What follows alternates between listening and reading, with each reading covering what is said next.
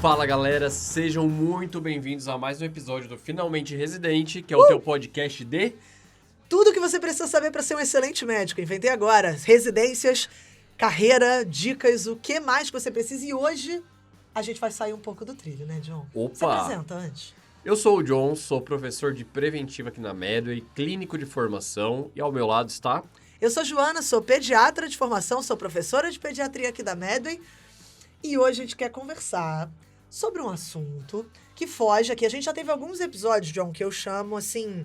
Eu não chamo de nada, na realidade. Eu ia falar que tu isso. nunca chamou de nada, agora tu vai aqui Que eu inventar na chamo hora. de off-label, pode ser. Ah, pode. São episódios... que saem da rotina de como é a residência. Fala aquele clichêzão fora da caixa. Fora da caixa, John. São fora da caixa, são pra pensar fora da caixinha. Eu me sinto Steve Jobs falando isso. E hoje a gente vai conversar sobre produção de conteúdo na rede. Eu acho que a gente pode colocar assim. Boa. Pode ser? E o nosso convidado não foi escolhido à toa. Não Na foi. realidade, estamos aqui com um case de sucesso. Sacanagem. A gente está aqui com uma página que bomba muito e que vocês, como médico, já devem ter tido contato com ela ou seguem ela. A gente trouxe um dos criadores do Papo de Clínica. Dante, se apresenta aí pra galera. Fala pessoal, beleza? Bom, me chamo Dante, sou médico formado pela USP, fiz residência de clínica médica e de terapia intensiva no HC. Me formei aí entrando de cabeça na pandemia, trabalhei 3 anos aí em 2 grandes hospitais, em 2 grandes UTIs de São Paulo. E atualmente estou aqui junto com o pessoal da Medway, né? E sou um dos fundadores aí do Papo de Clínica, né? Essa página aí que atualmente está com 137 mil seguidores e que a gente começou aí, eu e o Rafael, o meu sócio, a gente começou em 2018. Animal. Seja muito bem-vindo. Obrigada por ter aceitado Obrigado o pelo convite. Que isso. E pra galera que não segue, já fica o convite, @papo de clínica. Show. Eu já sou fã da página desde sempre, na realidade. Eu também, Bem antes de eu entrar na anos. Medway, eu já segui e falei, cara, essa página é muito legal. Eu acho a proposta de vocês sensacional, Dante. Eu queria saber da onde surgiu. Por que vocês começaram? Você falou que foi em 2018? Isso, 2018. Tempo pra caramba, né? 2018. E que momento era esse no qual a página foi fundada? Como é que tava a questão da internet mesmo? Eu acho que é legal a gente fazer um disclaimer aqui pra galera. A gente vai falar muita coisa de rede social. Em alguns momentos, alguns termos, provavelmente de marketing. A gente vai se esforçar pra trazer exatamente o que eles significam. Mas pode ser que saia algum linguajar assim, um pouco mais técnico. Mas nada assim, cara, prometo pra vocês, não vai ser chato. Não vai ser uma parada que vocês, vamos entrar na profundeza da profundeza. Não, a gente quer conversar um pouquinho sobre uma coisa que hoje em dia faz parte de muito dia a dia de muito médico. Então essa é a proposta aqui. Quero aprender, quero entender, quero saber o que eu posso fazer lá na frente. Vamos entrar nessas discussões. Então, Boa. queria puxar. O principal objetivo desse episódio é ver como gera valor para vocês aí que pensam em se posicionar dentro do meio digital, né? E Perfeito. quando você falou como era a internet na época, eu penso que a Papo de Clínica surgiu com pergaminho em 1830 e que não tinha internet. Mas conta a história, Dani. Bom, vamos lá. Eu estava no R3 de terapia intensiva. Naquela época, a UTI, o acesso era através de uma especialidade, não era acesso direto como é atualmente. E o Rafael, ele estava no R2 de clínica médica. Eu estava um belo dia no estágio da UTI clínica, lá de onde eu fiz residência, no HC. E o Rafael, ele entrou lá na UTI porque queria conversar comigo. A gente já se conhecia desde a residência de clínica médica, já trocava umas ideias, já conversava bastante, né? E a gente se dava meio que bem, principalmente na questão de discussão de casos. Ele era meu R-, eu era R+ dele. Então ele entrou lá na UTI e falou, Dante, eu tô com uma ideia legal aqui, dá uma olhada nisso. Aí ele abriu o celular, tinha lá o perfil lá nos primórdios do Papo de Clínica, naquela época com 2.500 seguidores, então ele que criou a página do zero, foi alimentando com algum conteúdo, né? E me fez o convite, você não quer junto comigo fazer isso aqui crescer? Eu falei, então bora, né? Bora trabalhar em cima disso. Então, inicialmente, era uma página que era dedicada à discussão de casos clínicos, né? E com imagens, assim, impactantes. Então, a gente pegava um caso, por exemplo, eu lembro até hoje que um dos primeiros casos que a gente pegou foi de uma paciente que estava fazendo plasmaféreas e aí mostrava lá a cor do plasma que era retirado da paciente, que estava com PTT, né? Então, aquela cor de chamate, né? E mostrava a comparação com o plasma que ela estava recebendo de outros pacientes. E aí aquela imagem gerou centenas de curtidas na época. E numa época que não tinha Reels, né, que era só publicação no post, então a gente pegava lá a imagem impactante, colocava uma descrição enorme, assim, descrevia o que era aquilo, e aquilo foi gerando bastante interesse e a gente começou a crescer bastante a partir disso. Qual era a ideia inicial? O que motivou vocês? Foi uma coisa mais do tipo, quero educar? Era uma veia assim mais educadora mesmo? Ou era uma coisa do tipo, vocês já viam alguma função, talvez, de fazer o nome de vocês crescerem? Alguma coisa que é o que muita... monetizar, como é que é? No começo não. No começo, na verdade, era mais uma página para expor esses casos mais curiosos que você só encontraria em hospitais de referência, que muita gente jamais veria, porque trabalha em serviço primário, de atenção secundária, né? Então não teria acesso a isso. E num segundo momento, quando a gente começou a criar, a expandir mesmo a página, não só no Instagram, mas depois a gente criou um grupo de discussão de casos clínicos no Telegram também, que hoje em dia é o grupo que mais tem inscritos, assim, de discussão de casos clínicos no Brasil, quase 20 mil inscritos. Caraca! E a gente quis, na verdade, a partir disso, meio que democratizar a medicina no país. Esse era o nosso principal objetivo, porque a gente entende que da década de 2010 para cá, houve abertura de muita faculdade de medicina e algumas faculdades, infelizmente, com condições não tão boas, né? Algumas até que não tem hospital universitário. E, querendo ou não, essas pessoas elas vão acabar se formando, né? E elas vão ter uma formação certamente mais deficitária que alguém que estudou numa faculdade privada de excelência, uma faculdade pública de excelência com hospital universitário de referência, né? E nosso objetivo, então, é levar não só esses casos mais exóticos, mas também discutir casos clínicos, discutir condutas, justamente para trazer uma forma diferente de enxergar a medicina do que as pessoas aprendem. A impressão que eu tenho é que a medicina ela é ensinada de uma forma muito robotizada. Então, a pessoa ela aprende o diagnóstico, o tratamento, mas se surge um caso ali que é um pouquinho diferente de como está no livro, a pessoa já patina, já se perde.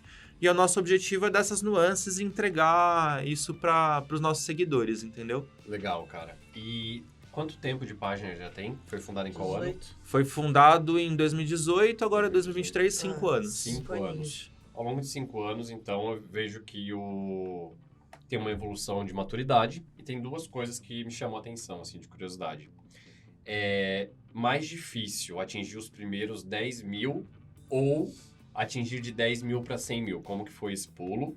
E a segunda coisa, se houve uma mudança da forma de conteúdo, porque, na realidade, é uma troca com o público, né? Conforme o público vai reagindo, seja estimulando ou criticando, a página acaba se adaptando de alguma forma. Como que foi isso para vocês, assim? Eu acho que até os 10 mil a gente focou muito na divulgação desses casos exóticos, né? Coisa que naquela época nenhuma outra página fazia, né? Então a gente foi pioneiro nesse sentido. E a partir dos 10 mil a gente começou a notar o aparecimento de algumas outras páginas com propostas semelhantes. Então a gente precisou se diferenciar. E aí, a partir dos 10 mil, a diferenciação que a gente começou a trazer foi realmente destrinchando o conteúdo, posts mais conteudistas em termos de medicina. Então, a gente não postava só uma imagem ali e descrevia a imagem. A gente ia lá e fazia posts realmente ensinando, olha, como é que você faz para conduzir um paciente que chega chocado no pronto-socorro? Como é que você faz para abrir um protocolo sepsi? Quais são os exames que você tem que pedir? Dando o conteúdo de uma forma mais mastigada. Então, com isso, a gente começou a aumentar a abrangência da nossa página e houve um crescimento significativo a partir dos 10 mil. Então, até os 10 mil, mais focado nessas curiosidades, isso tudo, a gente tinha a vantagem de ter largado na frente. E dos 10 mil até os 100 mil, a gente teve que se diferenciar numa melhor qualidade do conteúdo, inclusive numa qualidade técnica também, porque aí também começaram a surgir páginas com conteúdos aí bastante similares. Entendi. Animal, legal. Ô, Dante, quando eu trouxe a questão da diferença, eu acho que você trouxe um ponto muito interessante, né? Eu perguntei como é que o John me zoou, mas a internet lá atrás foi num sentido muito de uma coisa que a gente observa, né? A gente que está muito envolvido com Instagram, com redes sociais, acho que a época pré-pandemia, de uma maneira geral, era uma época que tinha pouca produção de conteúdo online. A gente via isso, tinha menos gente presente no Instagram, era mais uma rede social, de fato. Era menos uma forma de você conquistar seu cliente, de você abrir seu consultório, não sei o quê. E você falou uma palavra que eu acho que é fundamental pra galera que pensa em, sei lá, fazer alguma coisa nova. Eu sinto que muita gente sente que é obrigação. Eu tenho que fazer, e na realidade ninguém quer ser pioneiro. As pessoas querem fazer mais do mesmo, porque é meio que feijão com arroz, e aí as pessoas sentem até que elas estão defasadas quando elas não fazem alguma coisa, e no fim das contas, elas estão produzindo uma coisa que não tem muita alma, não tem muito propósito, é uma coisa tipo, eu quero fazer porque tá todo mundo fazendo. Ou contrata uma empresa e fala, não, tu tem que apontar aqui, aqui, aqui, Exato, aqui. exato. Tu faz uma dancinha e tipo, Exato. fica uma coisa totalmente artificial e Total. não cola, né? Não passa mensagem. E você falou em 2 momentos. Você falou do Insta, que foi onde vocês começaram, certo? Sim. E do Telegram. Uhum. E, sim, ninguém mais quase tem uma discussão de caso clínico. Pelo menos eu nunca vi, de fato, você falou que é a maior do Brasil, de fazer isso. Então, achei muito maneiro, assim. Não sei de onde veio essa ideia do Telegram, quem surgiu com essa ideia, não sei se é alguma história. Mas me chama a atenção, né? Pensar fora da caixa, fazer uma coisa diferente, que tem um propósito muito bem definido. Sensacional, assim. Não tem pergunta agora, mas achei muito maneiro. Mas até sobre propósito, na realidade, eu até queria ouvir a opinião de vocês dois, assim, né? Que são 2 pessoas que eu vejo já que têm uma experiência em marketing. Inclusive, Joana, mulher da Medley, né? Então, eu super era... experiência. Ela trabalhava no marketing coordenadora antes, né? do marketing aqui da empresa. As loucuras de uma startup, né, gente? Que loucura. E aí eu queria ver de vocês, né? Porque o objetivo de quem faz hoje uma mídia social ou é para gerar reputação dentre os colegas e gerar recomendação para consultório, ou então escolhe um nicho e conteúdo voltado para paciente, para atrair paciente ali, se relacionar e depois acabar virando um futuro cliente, né? Eu queria ver de vocês se hoje é fundamental um médico que quer se diferenciar ter um Instagram. E se o nicho ele deveria ser voltado para colegas médicos para gerar recomendação ou para paciente para atrair, relacionar e vender. Eu acho que depende muito de qual que é o seu interesse, né? Se, por exemplo, você tem um consultório e você quer fazer aquele consultório bombar, eu acho que você contratar aí uma assessoria de marketing médico focada nos seus clientes é essencial. Eu vou dar um próprio exemplo do Rafael, que é meu sócio. Ele é oncologista e o foco dele é câncer de mama. Então, quem que é o público dele? 99% vão ser mulheres, algumas mais jovens, outras um pouco mais idosas, né? E aí, todo o conteúdo que ele produz no Instagram médico dele é voltado para essa persona, né? Então, eu acho que varia muito, sabe? Por exemplo, eu sou intensivista, eu sempre trabalhei na assistência das UTIs. Eu nunca tive perfil médico profissional, né? Porque eu nunca vi necessidade e eu também acho que soaria totalmente artificial se eu fizesse. Então, o Instagram, quando você pensa em desenvolver seu perfil profissional, sua carreira de médico mesmo, ele é uma ponte para trazer gente. Eu acho que esse ponto que você comentou de utilizar como recomendação de colegas médicos, eu não vejo muito que isso faça sentido. O que eu vejo é o outro caminho, que foi o que o Papo de Clínica fez, que num primeiro momento foi trazer essa questão do conteúdo de forma democrática para todo mundo aí que está Brasil afora, né? E também de levar um grupo de discussão de casos clínicos no Telegram e a partir daí haver uma monetização em cima inicialmente de cursos de pequena duração e cursos que a gente via que... temas, perdão, que a gente via que havia um gap na formação dos alunos. Então, o primeiro curso que a gente pensou e que fez um sucesso aí desde 2019 foi o curso de antibiótico. A gente vendeu mais de 2.500 unidades por conta desses lançamentos, né, nas 3 versões, né? Inclusive, a última versão, o 3.0, foi uma parceria que foi, inclusive, feita com a Medway, né? E que também gerou uma grande quantidade de vendas e um sucesso, assim, estrondoso. Porque, realmente, é um tema que você não tem na faculdade. Então, foi utilizado nesse sentido para monetizar e para gerar lucro para a página. Mas foi num segundo momento. É toda uma construção. Você não pode achar que quando você vai criar uma página de discussão de casos médicos, primeiro, tem que ser uma página que fuja do comum, não dá para ser o que já tem por aí. Porque, lógico, conforme o tempo vai passando, vários outros concorrentes vão surgindo e isso cria uma dificuldade maior em você ser inovativo, né? E segundo, você não pode querer monetizar logo de cara. Você primeiro tem que se portar como uma referência para o público que está te assistindo e a partir daí, você gerando esse argumento de autoridade, você consegue aí sim, se for, lógico, um produto que faça sentido, monetizar a partir daí, né?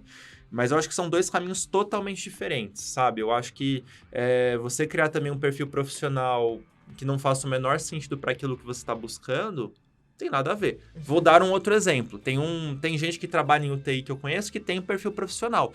Mas aí o cliente não é o paciente. são hospitais menores, que precisam de uma assessoria em UTI. Então, tem vários ramos possíveis, entendeu? Não é só realmente essa dicotomia de, eu sou o médico, eu vou criar meu perfil pro paciente ou vou criar meu perfil para recomendação de outros médicos. Tem vários ramos possíveis Tem aí. estratégia por trás, né? Sim. É, animal, depende, né? Às vezes você pode criar um perfil por qualquer outro motivo. Às vezes você não tem intenção de monetizar no primeiro momento. Vira um negócio que você fala, pô, que legal, posso fazer alguma coisa de educação médica, posso fazer alguma coisa nesse sentido. Ô Dante, vocês tiveram alguma formação de marketing? Assim, correndo atrás de curso, alguma coisa, ou foi na raça? O Rafael, ele tem alguns cursos aí de pequena duração, eu Na nunca raça. tive. Aliás, eu tenho orgulho de falar que os 137 mil seguidores que a gente tem no Instagram e os quase 20 mil que a gente tem no Telegram foram todos com tráfego orgânico. A O que gente isso não, quer dizer? a gente não comprou tráfego de forma alguma, assim. A gente não pagou o Instagram para que o Instagram ele impulsionasse os nossos posts e com isso a gente chegasse em mais gente. Foi tudo realmente com o que a gente produzia e que o Instagram entrega normalmente para o pessoal. O Instagram, não sei se todo mundo sabe, ele tem um algoritmo, né? Então, ele favorece alguns tipos de postagem, ele favorece mais postagens que têm mais comentários, que são mais curtidas. É uma coisa que ninguém entende muito bem, tá? Não existe nenhum documento escrito, provavelmente existe no cofre do Instagram e do Facebook, né? Mas você não acha nenhum documento escrito com a fórmula de como isso é feito. E eles Mas mudam também, né? Com o passar do tempo. Eles mudam. Né? Então, por exemplo, se você fica postando 5 posts no mesmo dia, posts desinteressantes, você vai ser punido pelo algoritmo. Da mesma forma que você ficar sem postar por 5 dias, 7 dias, você também vai ser punido, né? Então, se você publica vários posts desinteressantes um na sequência do outro, isso gera uma queda de engajamento. Você vai lá e põe um post bombástico, até meio polêmico, assim, isso acaba gerando 10 mil, 15 mil curtidas e gera um impulsionamento absurdo na página.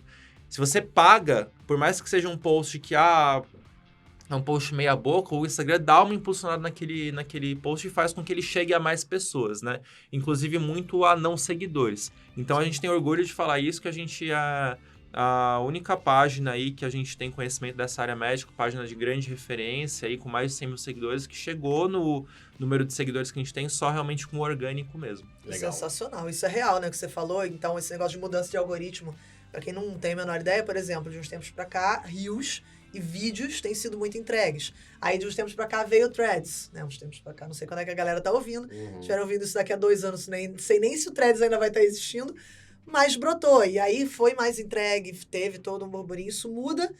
E aí, impressionante, porque você também não tem entrado na área do marketing e ficou estudando de autodidata. Sim, É isso. sim. Sensacional. Pra quem quer seguir, eu recomendo fortemente que alguma noção de marketing é fundamental. Você precisa saber o que é um tráfego pago. Você tem que saber se você vai pagar. E aí, gente, o Dante comentou de comprar o tráfego e tudo. Não é comprar seguidor. Isso é ilegal, isso não pode. Eu não sei nem se é legal. Não sei se é legal, não. Não sei se é legal, não sei. E você que Mas já comprou aí seus 20 mil seguidores? não é isso. É. É pagar pra ter lá o post patrocinado. E aí, quanto mais você paga, mais o Instagram te beneficia. E se você para de pagar subitamente, teoricamente, também o Instagram corta. Ele fala, opa, peraí, esse carinha tava pagando, não vamos pagar. Então, bizarro vocês terem feito isso tudo sem ninguém, sem meter grana ali. Legal. O que mostra que o nosso conteúdo Riquíssimo. gera Valor, né? engajamento e Exato. de qualidade também. Exatamente. E é diferente. Eu acho isso sensacional. E gera muita discussão, né? Acho que vocês têm uma comunidade. Vocês criaram uma coisa muito legal que é a comunidade. E aqui, às vezes a gente comenta assim, formas que você tem, né, de seguir o Instagram, de bombar o Instagram, etc. Criação de comunidade, proximidade, que é uma coisa que a gente valoriza muito aqui na Média, né? A gente procura muito estar muito próximo dos alunos. Eu não lembro se proximidade foi uma linha que vocês atacaram muito, assim, desde o início. De estar ali respondendo caixinha o tempo inteiro. Muito Tinha, né? legal. Sim, um dos posts que mais bombaram foi uma discussão que a gente fez no final de 2019, que deu uma bela impulsionada na página, né? Que foi paralelo ao ponto que a gente começou a vender o primeiro curso de antibiótico, falando sobre assédio moral na residência. E nunca Eu lembro disso. ninguém tinha falado sobre isso. Então a gente foi lá, fez um post mostrando uma notícia de jornal e abriu uma caixinha, a gente recebeu mais de 200 relatos de pessoas que contaram coisas que nem Os lados sequer fortes, né? tinham contado para os amigos mais próximos. Então gera realmente essa sensação de proximidade e a pessoa tem que confiar, né? Como como ela tem a certeza de que a pessoa que vai estar lendo do outro lado não vai pegar, printar ali o nome dela e divulgar, entendeu? Então ela tem que ter uma confiabilidade grande, né? E a gente postou e gerou um engajamento enorme. E por mais que a gente realmente não tenha uma questão de autoridade de chegar numa Corema e falar, olha só, olha esse dossiê aqui, a gente não vai fazer isso, mas pelo menos a gente expõe o problema e torna o problema visível, porque acho que o primeiro ponto, quando você tem algumas situações dessas na residência, na faculdade, é expor, porque se é tudo varrido para debaixo do tapete, né, não vai resolver, né? E isso não vale só para questões de residência, a gente também expôs algumas situações que todo mundo que é médico sabe que acontece, né, mas que não é discutido e que não é conversado, e são coisas que são claramente erradas do ponto de vista ético e que continuam sendo feitas porque as pessoas não param para discutir, mas peraí, isso é certo ou isso é errado? Então a gente levanta, a gente brinca, né? Eu brinco que a gente às vezes planta essa semente da discórdia mesmo, para justamente fazer com que as pessoas percebam e discutam. E esses são posts que engajam, porque as pessoas elas se sentem visualizadas, né? Nesse sentido de que, olha, putz, realmente eu passei por essa situação, eu me identifico com aquilo. É muito próximo, né? Sim. É impressionante. Que coragem. A cultura da medicina, em qualquer ambiente que existe uma hierarquia e que existe um ego muito alto, né? Sim. Pode gerar esse tipo de coisa. E não tem um canal muito efetivo para isso, né? Ou existe uma inibição muito grande também por saber que você tá ali até o último fio de cabelo preso naquele contexto. Então, dar essa visibilidade é uma forma, sim, de passar uma mensagem que não é individual, é coletiva, né? E nessa coletividade, pelo menos, não estamos não sendo vistos, né? Sim. Cara, quais foram os top 3 posts, assim, que você viu, putz, esses daqui fizeram a diferença na história da página? E quais elementos que eles tinham que geraram essa viralização, assim? Bom, vamos lá. Acho que o primeiro post em 2019 foi esse do assédio moral, né? Acho que isso gerou uma discussão enorme. A gente nunca tinha visto isso em nenhuma outra página de medicina, lógico. Às vezes, quando era uma coisa totalmente absurda, saía no jornal, né? As questões de trote na faculdade, por exemplo. Mas assédio moral realmente no meio médico e na residência não era uma coisa que era muito discutida e desde então passou a ser falado e discutido e inclusive a gente fez uma segunda versão dessa postagem 2 anos depois e a gente viu que os problemas continuaram, inclusive na pandemia pioraram, né? O segundo post que eu acho que mais gerou engajamento foi um post que a gente fez que o título era assim, cuidado, você pode estar sendo vítima de um endocrinologista. Eu lembro desse. Então, era um post alertando que existem alguns médicos que se intitulam endocrinologistas, né? Que realmente cometem atitudes extremamente antiéticas, no sentido de recrutar pacientes que são saudáveis, que não têm qualquer problema de saúde, fazer centenas de exames naquele paciente e usar isso como justificativa de um exame com uma pequena alteração para prescrever medicações totalmente sem indicação. Então, anabolizantes, vitaminas, fazer alguns procedimentos que não, como ozônio, por exemplo, que não tem qualquer evidência científica, só para realmente a pessoa se sentir satisfeita e ter uma falsa sensação de segurança, de que ela está sendo cuidada, e o médico, em cima disso, ganhar rios de dinheiro, né, de forma totalmente antiética, né? E o terceiro foi uma postagem que a gente colocava uma postagem lúdica, né? Lógico que isso não é real, mas foi um exagero. A gente colocava 2 antibiogramas, né? O primeiro pré-Covid e o segundo pós-Covid. Aí no primeiro pré-Covid, uma bactéria que supostamente seria sensível a todos os antibióticos testados, e no pós-Covid, uma bactéria resistente a todos. Justamente fazendo essa ironia, né? De que durante a Covid, várias coisas aí foram rasgadas, né? Principalmente a medicina baseada em evidência.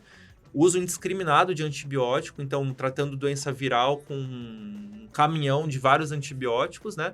E isso leva a consequências, querendo ou não. A gente teve um índice aí de infecções aí por germes multiresistentes logo depois da segunda onda da pandemia, em alguns hospitais, germes que nem eram descritos no Brasil, né? Então a gente queria realmente levar essa crítica de forma lúdica mesmo, né? Colocando lá os 2 antibiogramas, vendo um exagero, óbvio que não é 880 assim, Mas também isso gerou um engajamento muito grande e também a gente tem sempre alguns comentários ali de pessoas que não concordam muito com as coisas que a gente posta, né? Mas é legal porque gera discussão, né? Sim. Eu acho que esse é o ponto.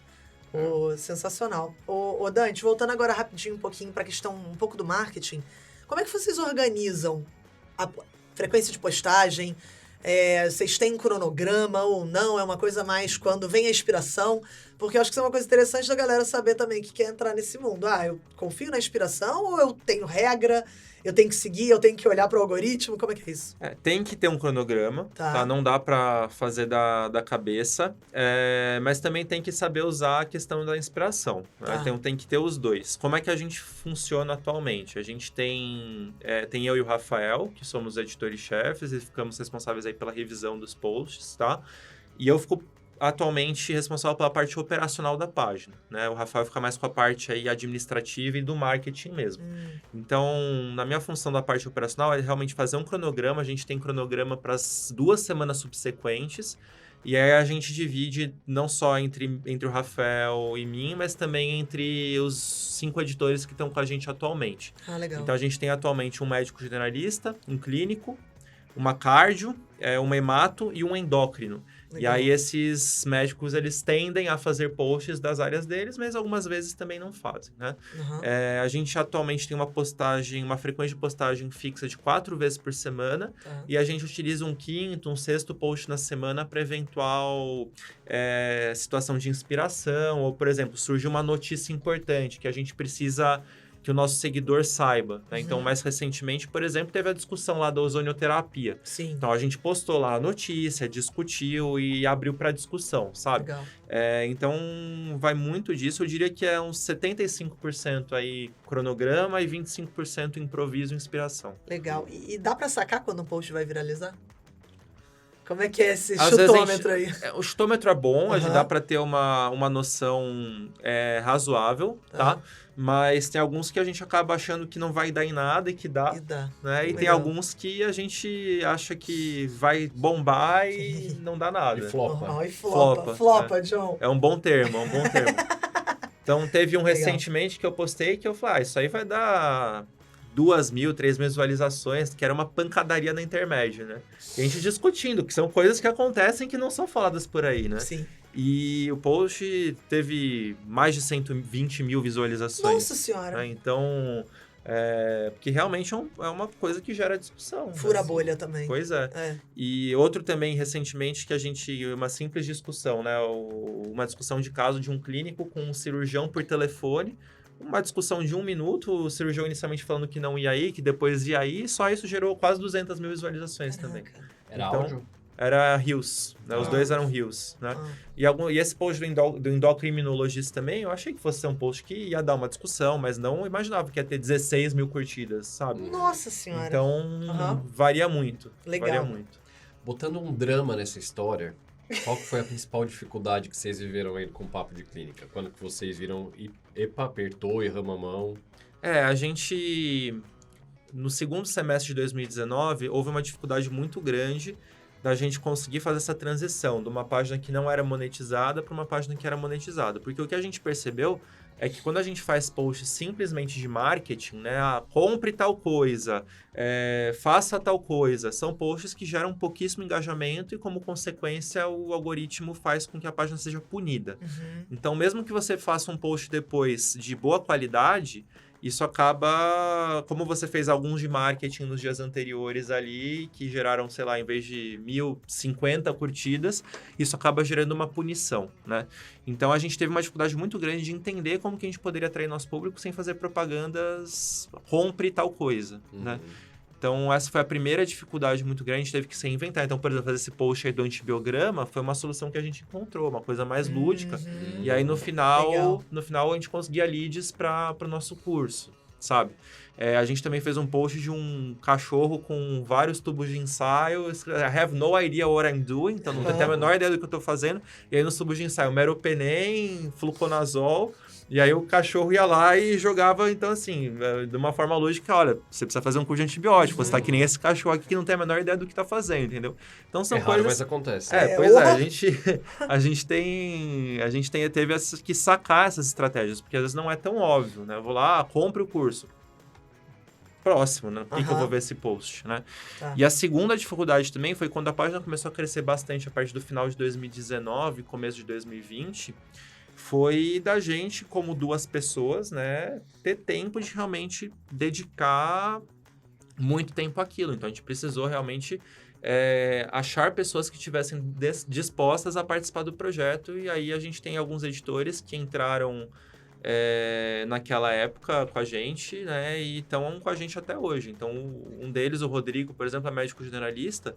Ele tá com a gente desde o começo, quando os editores realmente começaram a entrar, e trouxe contribuições, assim, enormes. A gente, eu e o Rafael, a gente sempre se formou em boas faculdades, a gente teve contato com hospitais de referência, enquanto que o Rodrigo também se formou em faculdade boa, mas logo depois que ele se formou, ele foi trabalhar como generalista. Então, ele teve contato aí com UPAs com pouquíssima estrutura e trouxe pra gente alguns improvisos mesmo de como atender nesses lugares. Então, não tem espaçador, como que você faz?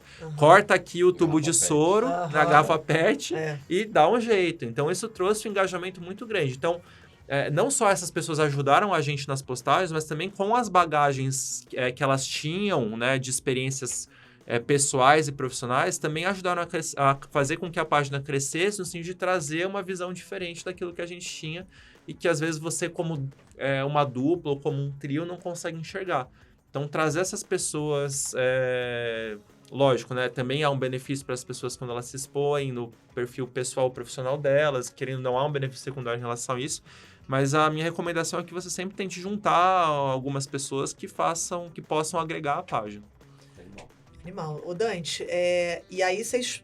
Insta, Telegram, e agora vocês estão numa iniciativa nova, né? Que é o podcast. Duas, na verdade. Duas? Duas Conta iniciativas. A gente tem um grupo de WhatsApp, que foi legal. criado naquela situação de que o Telegram ia cair, não ia cair, ia ser proibido no Brasil, não ia ser proibido.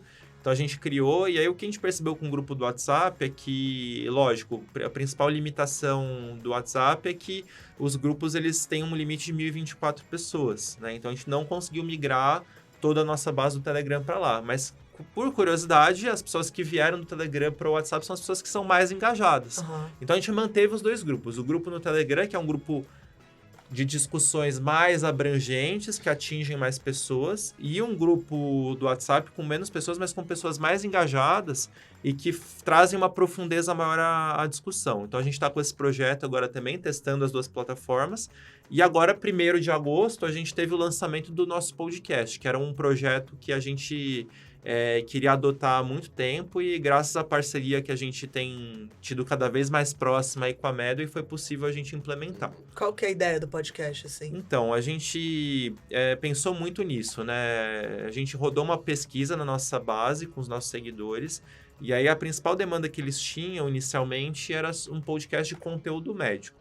Só que se a gente fizesse um podcast de conteúdo médico, eu acho que a gente não ia conseguir ter um grande diferencial, porque já, como eu falei para vocês, né? Se eu pego e crio um papo de clínica 4, 5 anos depois de que existem outras páginas, qual que é meu diferencial? Né? Então, a gente precisou pensar num diferencial para o nosso podcast. Então, todos os nossos episódios têm uma discussão breve clínica, sim, né? Mas o principal ponto é a gente fazer essa mistura de discussões clínicas e discussões de hard skills da medicina, e muita discussão de soft skills também, e de temas que não, também nesse sentido inovativo, de temas que não são falados na faculdade em que haja esse gap de formação. Então, alguns exemplos. Como que o médico lida com a morte? Como que o médico conversa com uma família, tem uma boa relação médico-paciente? Como que o médico ele faz gestão, pesquisa? Como que ele faz marketing? Então, a gente tem um episódio só de marketing médico, por exemplo, né?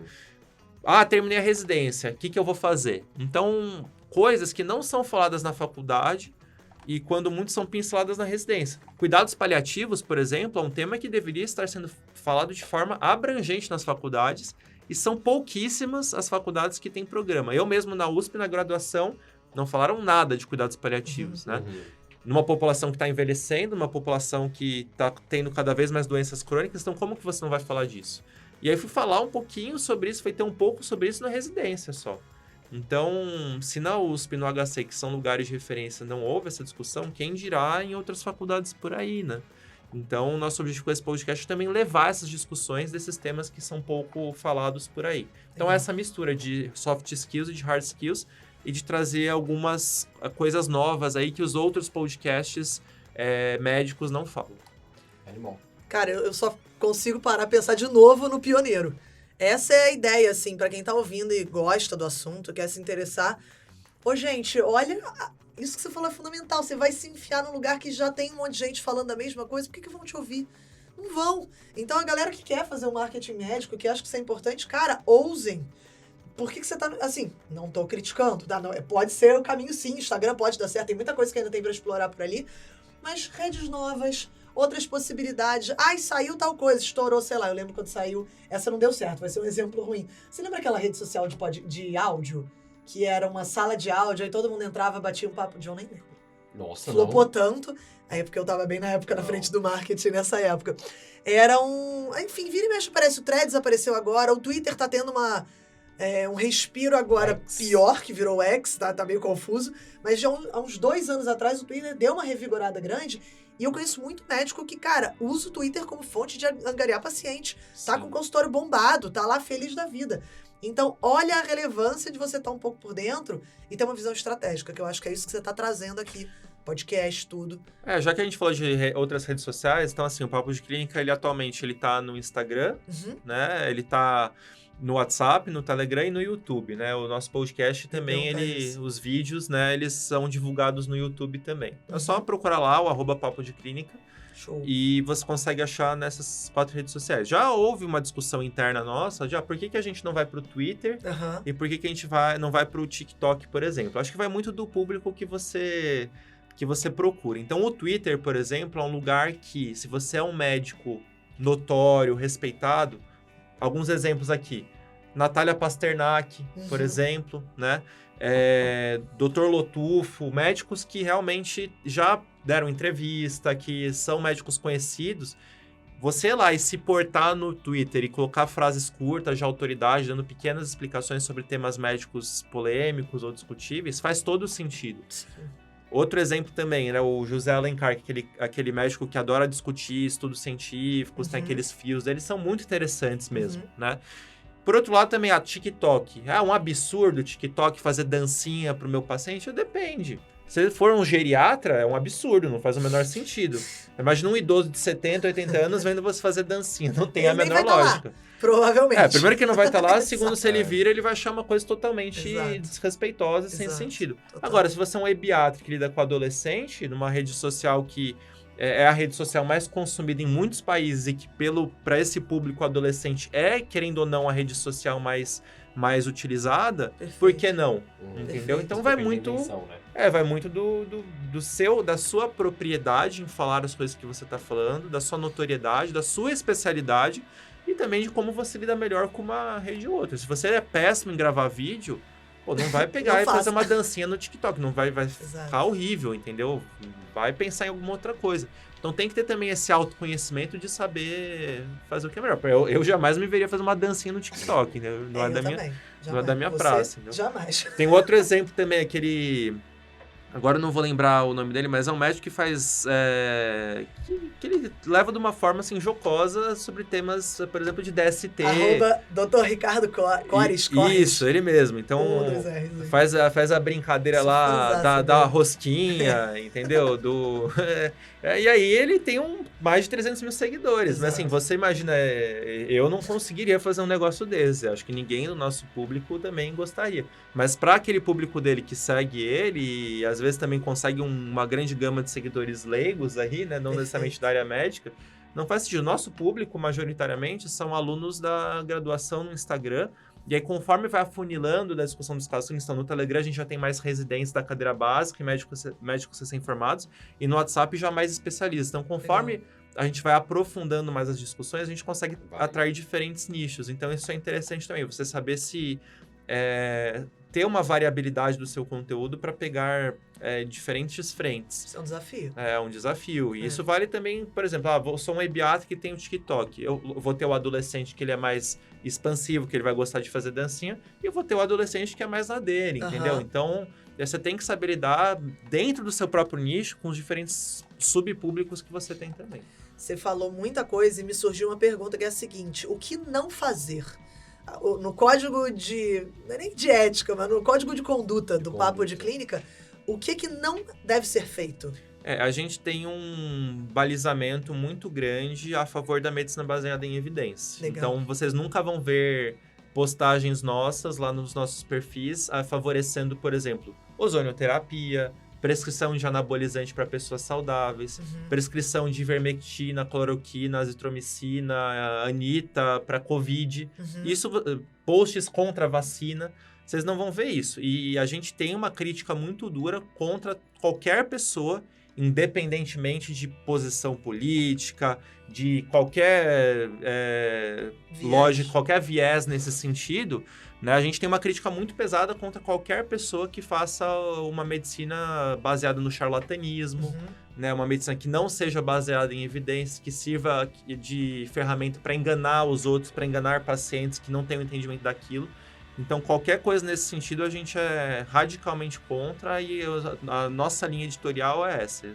Dá para postar várias coisas, mas é sempre uma medicina baseada na ciência e também na ética, né? A gente não... Jamais a gente vai passar pano para assédio moral, na residência. Então, a gente realmente tem um objetivo de expor e realmente pôr o dedo na ferida nessas situações. Legal. Pôr o dedo na ferida define bastante ali, Define né? A página bem. do papo e posicionamento. Não só pôr dedo na ferida para esses temas polêmicos, mas às vezes pôr dedo na ferida para algumas condutas que são feitas. Exato. Total. Que são feitas de forma rotineira e que são incorretas. Por exemplo, vou dar um exemplo clássico, que a gente vê a rodo por aí. O paciente chegou, foi numa festinha, bebeu demais, vomitou e broncoaspirou. Ele acabou de vomitar e broncoaspirar. Internação, ceftriaxona e clindamicina, né? Então, ou seja, você vai dar antibiótico para uma pneumonite química que nem teve tempo de gerar uma pneumonia, aí o paciente depois vai ter uma infecção por germe multiresistente, então isso é errado. E a gente bate nessa tecla, e as pessoas às vezes perguntam, mas poxa, eu sempre vi isso, sempre achei que era o certo, né? Por que nunca ninguém me falou isso? Por que eu nunca pensei nisso? Então é trazer realmente pôr o dedo na ferida e levantar, fazer com que as pessoas tenham esses questionamentos. O pôr o dedo na ferida é despertar consciência e gerar discussão, exato, né? é consciência crítica. Esse é o ponto, é sair um pouco do automático para vários aspectos, não só pro técnico ou pra soft skill, é pra tudo. Muito maneiro. Eu sou fã. Complicado, difícil. De autógrafo aqui. Não, mas animal. Tô super satisfeito também. Eu acho que o principal objetivo desse episódio é gerar e despertar a consciência de vocês também a respeito desse fantasma que várias rodas de amigos depois, até pós-residência, assim, a galera fala, dificuldade absurda de entrar para o meio digital, de conquistar público, de dominar. E como que eu alinho as minhas habilidades, que às vezes é uma pessoa mais séria, mais introspectiva, e eu gero essa relação, né? E o que a gente vê é que a estratégia por trás disso, a intenção por trás disso é o que vai ditar o que vai ser o teu conteúdo, o teu editorial, e se isso vai fazer sentido ou não pro teu nicho. Como, por exemplo, o Dante, intensivista, não faz sentido, né? Então, alinhar também uma escolha de carreira, vocês estão numa fase de decisão com o que vocês podem esperar de resposta do mercado para posicionamento, enfim, marketing, também é uma variável que tem que ser colocada em conta. Por exemplo, se eu fosse me especializar em dermatologia, nutrologia, cirurgia plástica, geralmente precisa ter algum tipo de construção de relação ali com o público para isso, né? Mas se não é a minha característica, quais são as outras formas que eu posso respeitar a minha característica, inovando, sendo tão bom quanto, enfim. Então, para você que está escolhendo a residência, que é o grande objetivo aqui do Finalmente Residente, é escolher caminhos, espero que esse episódio tenha servido tanto como arsenal para decisão, quanto para colocar um pilar a mais aí para a escolha de carreira de vocês. Posso só fazer uma breve... Não é nem uma recapitulação, mas reforçar aqui uma coisa que o Dante comentou muito. A importância de uma formação de excelência. Você usou essa arma o tempo inteiro na construção de uma página que bombou muito. Seria muito diferente se por acaso você não tivesse feito todas as especializações, as residências que você fez, num lugar de super excelência. Ela veio daí. Então, né, junta as duas coisas. Eu não acho que dá pra você fazer só uma coisa. Eu vou fazer só um Instagram. Dá, mas assim, aí a gente também já começa a, né, ferir um pouco a ética e tudo mais, etc, dependendo do caminho que a pessoa seguir. Mas a diferença que faz você ter uma formação de excelência e usar isso na direção que você quer traçar. Eu lembrei de uma fala que o próprio Ale aqui da Medway falou pra mim, que faz muito sentido. A gente tem o nosso valor real e o nosso valor percebido, que é o valor que a gente projeta no imaginário das pessoas, né? E o interessante é ter um valor real ancorado a um valor percebido, porque você está projetando algo que você pode oferecer. Você tem autoridade nisso, você construiu isso. Então, isso é fundamental. Isso aqui tu nunca vai lesar ninguém, não vai se sentir lesado, né? Perfeito. O grande problema está quando tem um desbalanço no qual o teu valor real ele é muito menor que o teu valor percebido, entendeu? Então, aí você cria esse gap para charlatanismo, para enganação, para mercantilização de saúde, né, de coisas que nem são doenças. E isso aqui é um caminho muito complicado de trilhar do ponto de vista médico, né? O inverso é possível, é mais a realidade, por exemplo, de pessoas que se dedicam, se doam à medicina, no qual o seu valor real ele é muito alto e o seu valor percebido não é uma grande questão na sua vida. Tá tudo bem também, é uma característica, mas muito cuidado com esse cenário aí de que o valor real é muito abaixo do percebido, né? Eu acho que para encerrar, acho que tem 3 dicas fundamentais, assim, Por favor, né? recados finais. Primeiro, conhecer, então, a persona, o seu público, é fundamental, né? Segundo, ser inovativo, né? E terceiro, vai bem na linha do que você falou. É importante você, quando for criar uma rede social, você ter um argumento de autoridade. Então, você precisa ser um especialista, você precisa ser uma pessoa bem informada. Não dá para você ser, por exemplo, um aluno do 4º ano fazendo posts sobre nutrologia. A gente tem perfis que são assim e com milhares de seguidores. Mas será que isso é um caminho ético? Será que isso realmente é o certo, né? E outra dica que eu dou também, isso vai na linha, isso vale para tudo. Acho que é muito importante também a pessoa, ela, independentemente de ela estar na assistência, de ela estar produzindo conteúdo digital e querendo monetizar, ela precisa também ter um momento de escape, momento para atividade física, por exemplo, sabe? Então, focar nisso também é muito importante, porque às vezes numa atividade física, às vezes num momento de lazer, você consegue ter algumas ideias que você focado lá no trabalho, você não vai ter, né? Então, ajuda muito a pensar meio que fora da caixa e ter essas ideias. Animal. Então, segue a galera lá no @papo de clínica no Insta. Aqui no YouTube, como é que tá? Papo de Clínica. Papo de Clínica também. Sensacional. O que mais? Telegram. Como é que a galera entra no Telegram? No Telegram você digita o t.me/papo de clínico. É um link, um shortcut aí, um atalho. Legal. Então vai lá no navegador mesmo, digita. Que o WhatsApp, infelizmente, está lotado e o podcast você consegue encontrar tanto no Spotify como no YouTube, podcast Papo de Clínica. Sensacional. E em outras plataformas de áudio também, Deezer, Apple Podcasts, a galera que ouve aí, tamo presente. Fechou? E a gente, Fechou. John? Onde a gente tá? A gente, menos de 137 mil seguidores. Bem menos. Mas graças a esse episódio, eu tenho certeza que eu vou abrir no dia seguinte, vai estar 145 mil seguidores. Vai tá. Com certeza. Fé. Fé. @John da Medway, pode me encontrar lá. Tem bastante discussão sobre preventiva, saúde pública, compartilho minha visão de prova e entrevista também. E o teu, João? Pra quem acha preventiva chato, tem toda a parte de entrevista, né, John? Se você fala primeiro a preventiva, tem gente que vai falar, eu não gosto de lei. Preventiva não é chato. Preventiva é um pouquinho chato, só um pouquinho. Brincadeira, sacanagem, eu gosto de preventiva, eu tô só enchendo a paciência do John. Eu tô lá no Instagram também, @jodamedway, a gente também discutindo dica de prova, dica de reta final, que a gente tá entrando, pelo menos agora. Estamos em agosto gravando esse podcast. Estaremos lá com vocês e @jodamedway e @medway.residência médica pra gente também conversar tudo que você precisa pra ser aprovado aí no seu R1. Fechou? É isso.